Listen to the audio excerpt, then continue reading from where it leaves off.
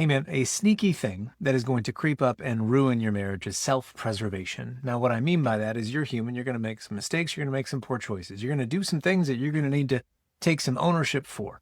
And what we tend to do as humans when our feet are put to the fire and someone calls us out on our behavior, holds us accountable to the things that maybe we stepped out of line on, self-preservation kicks in. Our ego says, well, it wasn't that big of a deal, or why are you saying it like that? You know, that's not what I meant. I didn't mean to hurt your feelings. It was a joke. You know, you find these ways to justify your behavior internally so that you don't feel like such a piece of shit. And hey, it's human. I'm not saying you are bad for having this reaction, because it is a human thing. We try to preserve who we see ourselves as so we don't get caught in the loop of that depression that kind of sinks in when we truly look at all of our flaws. But if you want to make your marriage survive, thrive, even, self-preservation cannot be the first instinct that you have when feedback is brought your way. Because if what she hears from you every time she tries to offer something that she sees as maybe an imperfection, something that's getting in the way of connection, or anything in that realm, something that's getting in the way of your marriage working well, if your first thought and first instinct is, well,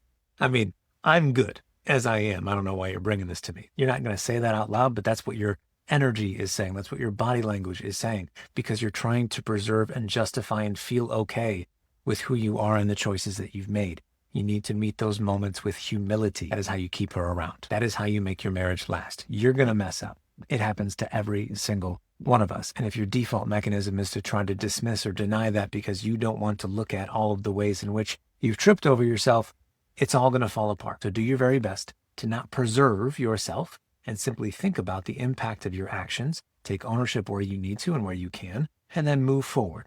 Okay?